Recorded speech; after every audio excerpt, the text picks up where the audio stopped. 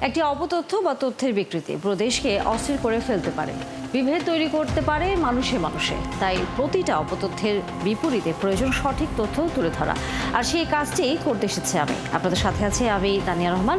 আমন্ত্রণ জানাচ্ছি rumour check নিয়ে ৭১-এর নিয়মিত আয়োজন ফেক নিউজ স্ক্যানারে।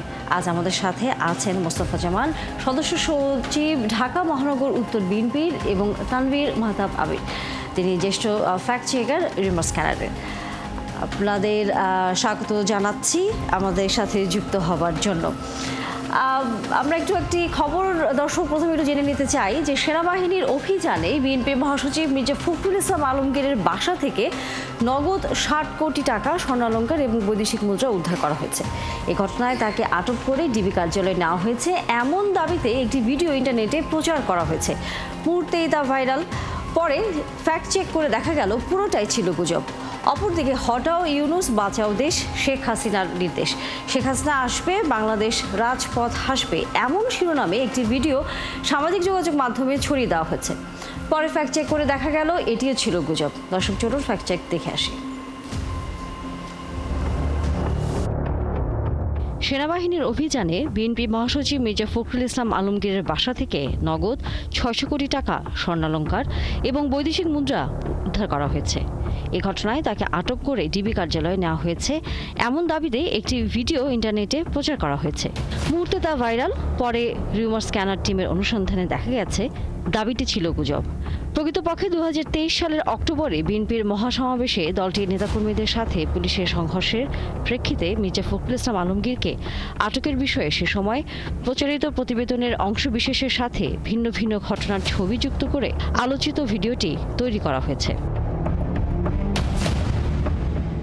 অপরদিকে হটাও ইউনুস বাঁচাও দেশ, শেখ হাসিনার নির্দেশ। শেখ হাসিনা আসবে, বাংলাদেশ রাজপথ হাসবে, এমন শিরোনামে একটি ভিডিও সামাজিক যোগাযোগ মাধ্যমে ছড়িয়ে দেওয়া হয়েছে। পরে রিউমার স্ক্যানার টিমের অনুসন্ধানে দেখা যায় প্রচারিত ভিডিওটি সাম্প্রতিক সময়ে আওয়ামী লীগ আয়োজিত ইউনুস সরকার বিরোধী কোনো মিছিলের অংশ নয়, বরং এটি ২০২৪ সালের ২১ জুন আওয়ামী লীগের ৭৫তম প্রতিষ্ঠাবার্ষিকী উদযাপন উপলক্ষে আয়োজিত বর্ণাঢ্য শোভাযাত্রার ভিডিও।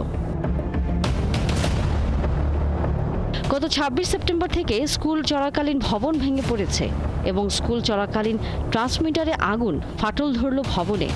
এই ক্যাপশনে একটি ভিডিও বিভিন্ন গণমাধ্যম ও ইন্টারনেটে বিভিন্ন প্ল্যাটফর্মে প্রচার করা হয়েছে।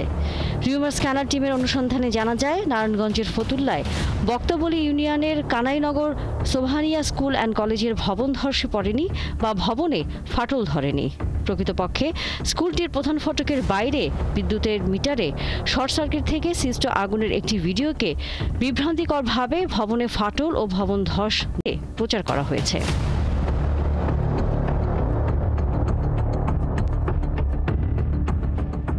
সামাজিক যোগাযোগ মাধ্যমে একটি ভিডিও ছড়িয়ে দিয়ে দাবি করা হয়েছে এটি ঢাকা উত্তর সিটি আওয়ামী লীগের মিছিল।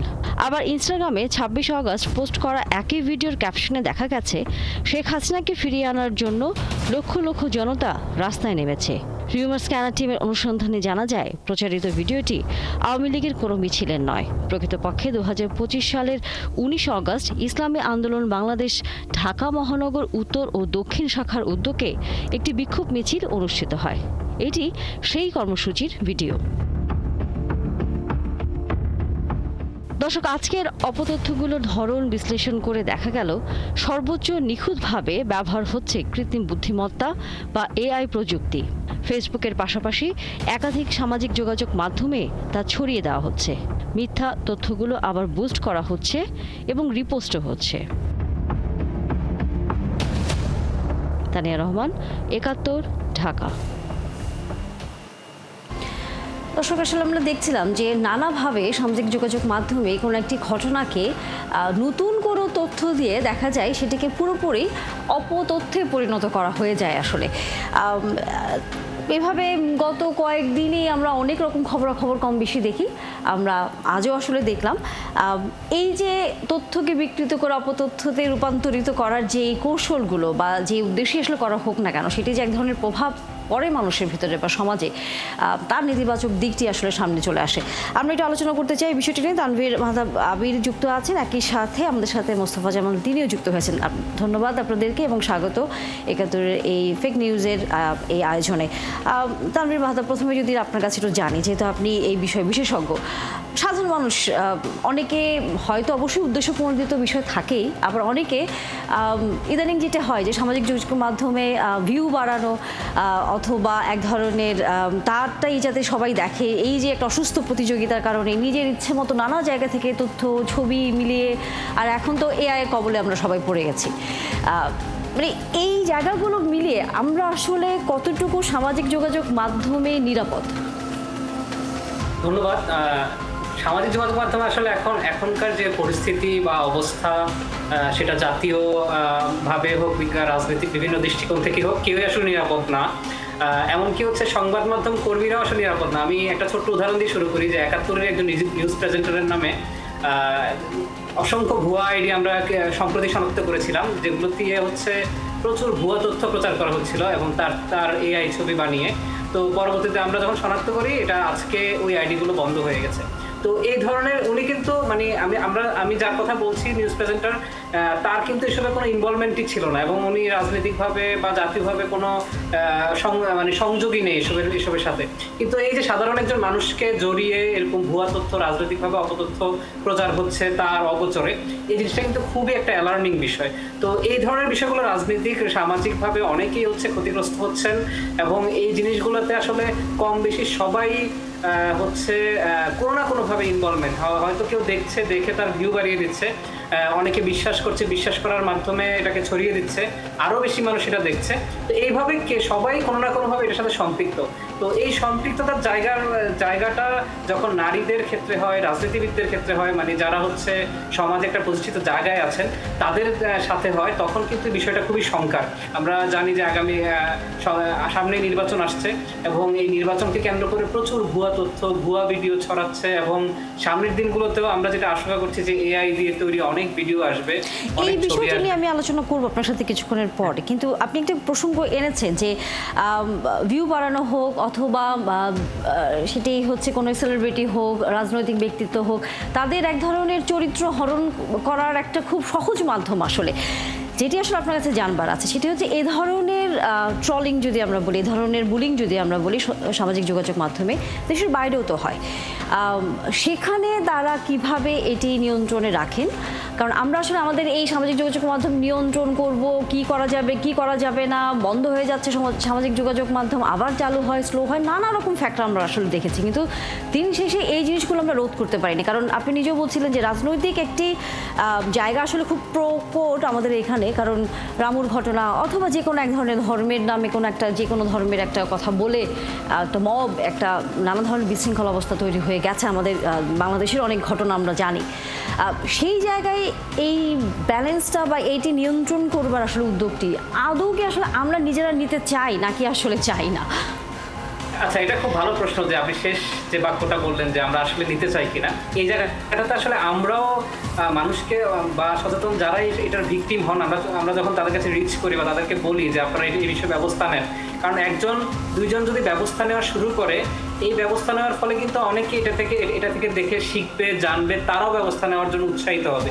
কিন্তু আনফর্চুনেটলি বা দুর্ভাগ্যবশত যে বিষয়টা আমরা বাংলাদেশে দেখি যে ব্যবস্থা নেওয়ার আগ্রহটা আসলে কম, তো যেটার কারণে হচ্ছে যে অপরাধী যারা, মানে যারা এই অপতথ্যগুলো ছড়াচ্ছে, তারা কিন্তু এই জিনিসটাতে একটা আগ্রহ পেয়ে যাচ্ছে যে না, আমার বিরুদ্ধে কেউ কোনো ব্যবস্থা নিচ্ছে না, আমি এটা ছড়াতে থাকি। তো এটা থেকে সে ইনকাম করছে, তার একটা রাজনৈতিক মতাদর্শ আছে, সেই জায়গাটাও সে প্রচার করছে, যেহেতু সে এখানে কোনো অবাধভাবে করতে পারছে। তো এটাই হচ্ছে অন্য দেশের সাথে আমাদের একটু পার্থক্য। অন্যান্য দেশে কিন্তু তড়িৎ ব্যবস্থা নেওয়া হয় এবং ব্যবস্থা নেওয়ার কারণে এটা খুব নিয়ন্ত্রণে থাকে। আমরা পার্শ্ববর্তী দেশেও দেখি প্রচুর ব্যবস্থা নেওয়া হয়, আমাদের নিয়মিত ভারতের ফ্যাক্টরিদের সাথেও কথা হয়, তারাও বলেন যে এইভাবে অনেক ব্যবস্থা নেওয়া হয়, যেটার কারণে নিয়ন্ত্রণ করাটা তাদের পক্ষে সম্ভব। কিন্তু বাংলাদেশে এই জায়গাটাতে সচেতনতার অনেক অভাব। মানুষ নিয়ন্ত্রণ করার জন্য যে উদ্যোগগুলো, সেগুলোতে আসলে আগ্রহী হয় না, খুব কেন জানি হয় না, এটা আমরাও বুঝি না, কিন্তু এই জিনিসটা করলে পরে কিন্তু এই জিনিসগুলোতে আসলে এই এত এত বেশি পরিমাণে ভাইরাল হয়ে যাওয়া, এই জিনিসটা রোধ করা আসলে। আরেকটি প্রশ্ন আপনার কাছে আছে, যদিও হয়তো একটু উত্তর আপনি পরেও দিতে পারবেন, কিন্তু প্রশ্নটি রাখতে চাই। সেটি হচ্ছে যে আমরা ফেসবুকে দেখি যে রক্তের ছবি, মারার ছবি, মানে বিভৎস ছবি, সেগুলো হচ্ছে তারা ইয়ে করে দেয়, রেস্ট্রিক্টেড করে দেয়। এটা হয়তো তারা করছে, কিন্তু আমরা জাতি হিসেবে বা বাংলাদেশের মানুষের যেই এই জায়গার যে নেটওয়ার্কটা, সেটা কি আমরা আসলে কন্ট্রোল করে এই জিনিসগুলো নিয়ন্ত্রণ করতে পারি? এটার ক্ষমতা কি আসলে আমাদের আছে কিনা? উত্তরটা আমি নিব, তবে যেহেতু আরেকজন অতিথি আছেন তার কাছ থেকে আরেকটি প্রশ্নের আসলে খবরটা জেনে নিতে চাই। মোস্তফা জামান, আপনি যুক্ত হয়েছেন। গতকাল একটি খবর আসলে আমরা পড়ছিলাম যে সাইবার বুলিং করা হচ্ছে বিএনপির কে দল হিসেবে, রাজনৈতিকভাবে আরেকটি রাজনৈতিক দল। এবং আমরাও যখন আজকে সংবাদে আমরা দেখছিলাম যে ফেক নিউজের শুরুতেও হয়তো আপনি লক্ষ্য করেছেন যে বিএনপির মহাসচিবকে গ্রেফতার করা হয়েছে, তার বাসা থেকে 60 কোটি টাকা উদ্ধার করা হয়েছে, স্বর্ণালংকার, অনেক এই ধরনের খবর। এটি সামাজিকভাবে তো আসলে মোকাবেলা করার জায়গাটা আমরা সবাই জানি, কিন্তু এটি রাজনৈতিকভাবেও তো আসলে মোকাবেলা করার একটি জায়গা থাকে। কারণ আমরা দেখি যে এর আগে যদি আমরা একটু পেছনে তাকাই, একটা সময় আমরা দেখেছি যে বাঁশের কিল্লা থেকে শুরু করে নানা রকম আইডি থেকে রাজনৈতিক দলগুলোর উপর এক ধরনের তারা কিন্তু প্রভাব বলেন অথবা তথ্যের জায়গা বলেন, সেভাবে ছড়িয়ে দিতে বা নিয়ন্ত্রণ করার একটা চেষ্টা করত। বিএনপি সেক্ষেত্রে যেহেতু সামনে নির্বাচন আসতে যাচ্ছে, নিজেদেরকে সামাজিক যোগাযোগ মাধ্যমে কতটা সুরক্ষিত করবার উদ্যোগ নিচ্ছে? ধন্যবাদ আপনাকে, ধন্যবাদ ৭১ টিভিকে। আপনি ঠিকই বলেছেন, বিএনপিকে সামাজিকভাবে হেওয়া করার জন্য নানান চক্রান্ত চলছে, নানানভাবে হেওয়া করার জন্য চেষ্টা করছে। ইতিমধ্যে যে আমাদের মাননীয় মহাসচিব ফখরুল সাহেব বিষয়টা বলেছেন, সেটা ইতিমধ্যে প্রমাণিত হয়েছে মিথ্যা। এটা এক ধরনের গুজব, গুজবের মাধ্যমে আমাদেরকে জনগণের কাছে হেওয়া প্রতিপূর্ণ করার চেষ্টা করতেছে একটা গ্রুপ। আর আমি বিগত 17 বছর যে সরকার ছিল, আওয়ামী সরকার ছিল, তারা কিন্তু গুজবের মাধ্যমে দেশ চালিয়েছিল। তারা এই দেশকে বলেছিল যারা হুজুর, তারা নাকি সব তালেবান হয়ে গেছে। বহির্বিশ্বের কাছে বাংলাদেশকে অনেক ছোট করার চেষ্টা করেছিল। যদিও এই ধরনের গুজব রটানো ওদের জন্য ভুল ছিল, আমাদের দেশের জন্য অনেক ক্ষতি বয়ে এনেছে। আপনারা দেখবেন বিএনপিকে বলা হয়ে থাকে স্বাধীনতা বিরোধী দল, অথচ আমাদের প্রয়াত রাষ্ট্রপতি শহীদ রাষ্ট্রপতি জিয়া রহমান স্বাধীনতার ঘোষণাও দিয়েছেন। 9 মাস এই দেশের জন্য যুদ্ধ করে দেশটাকে স্বাধীন করেছে। এটা এক ধরনের গুজবের মাধ্যমে আমাদেরকে জনগণের সাথে দূরত্ব সৃষ্টি করার চেষ্টা করেছে। আমাদের ভারপ্রাপ্ত চেয়ারম্যান তারেক রহমানকে গুজবের মাধ্যমে হেয় প্রতিপূর্ণ করার চেষ্টা করেছে। এই ফেক নিউজগুলো ইতিমধ্যে জনগণের কাছে আমরা এগুলো প্রচার করেছি যে এটা মিথ্যা, এবং জনগণ বিশ্বাস করতে শুরু করেছে। আপনি বলেছেন গুজবের সম্পর্কে আমাদের কি করণীয় আছে। আমাদের টিম আছে, আমাদের মিডিয়া আছে, আমরা চেষ্টা করতেছি গুজবটাকে কিভাবে কন্ট্রোল করা যায়। আমাদের প্রশিক্ষিত দল আছে, আমরা এগুলো সেই নিয়ন্ত্রণ করতে গিয়ে আমরা আসলে সাধারণত রাজনীতির ক্ষেত্রে যেটা দেখি যে একে অপরকে আসলে আঘাত করতে, একে অপরকে হেয় করতে আসলে আমরা খুব পছন্দ করি। সেই আপনি যেহেতু বলছেন যে আপনাদের যেহেতু নিজস্ব টিম রয়েছে যারা হয়তো এই ঘটনাগুলো হয়তো নিয়ন্ত্রণ করা হোক অথবা রোধ করার ক্ষেত্রে কাজ করবে, কিন্তু সেটি করতে গিয়ে আবার অন্যকে হেয় করা, সেরকম কোনো ঘটনা যাতে না ঘটে সেই বিষয়ে আসলে আপনারা ভাবছেন কিনা? অতিথি হিসেবে তানভীর মাহতাব আবির, আপনার কাছে প্রশ্ন ছিল আসলে, সাথে ছোট করে আমাদের সময় কম, প্রশ্নটি একই সাথে করে নিই। সেটি হচ্ছে যেহেতু নির্বাচন সামনে আসছে, একজন আইটি বিশেষজ্ঞ হিসেবে আসলে আপনার কি ধরনের পরামর্শ থাকবে রাজনৈতিক দলগুলোর উদ্দেশ্যে নানান ধরনের অপপ্রচার বন্ধ করার জন্য? আচ্ছা, আপনি যেটা শুরুতে বলছিলেন যে রক্ত বা বিভিন্ন ধরনের মানবিক বিষয়গুলো, এগুলো তো অপতথ্য ছড়ানো এরকম না। বাংলাদেশের মানুষের আবেগকে কাজে লাগিয়ে আসলে অনেক ধরনের অপতথ্য বাংলাদেশের সামাজিক যোগাযোগ মাধ্যমে দেখা যাচ্ছে, এবং এগুলো রোধ করাটা খুব কঠিন হয়ে যাচ্ছে যখন এটার পেছনে হচ্ছে আর্থিকভাবে অনেক ইনভেস্টমেন্ট করা হয় এবং এটাকে মনিটাইজ করা হয়, মনিটাইজ করে ছড়ানো হয়। এটার কারণে হচ্ছে অনেক ক্ষেত্রে মানুষ হচ্ছে অপপ্রচারের শিকার হচ্ছে, অনেকে হেয় প্রতিপন্ন হচ্ছে। আর নির্বাচন কেন্দ্রিক যে বিষয়টা, যে সামনের দিনগুলোতে আমি আগে যেটা বললাম যে এআই এবং এই ধরনের যে ছবি ভিডিওগুলো যেগুলো আসলে বাস্তব অস্তিত্ব নেই, এই ধরনের মাধ্যমগুলো ইউজ করে প্রচারণামূলক অনেক ধরনের ভিডিও সামনে আসবে এবং এখনো আসছে। তো এটাতে বাংলাদেশের মানুষকে আসলে সচেতন হওয়ার কোনো বিকল্প নাই, কারণ মানুষ যখন দেখবে যে এই জিনিসগুলো এআই বা মানুষ যখন শনাক্ত করতে পারবে, তখন আসলে মানুষের ক্ষেত্রে সিদ্ধান্ত নেওয়াটা সহজ হবে, যে ভোট দেওয়ার ক্ষেত্রে তাদের এই সিদ্ধান্তগুলো সহজ হবে।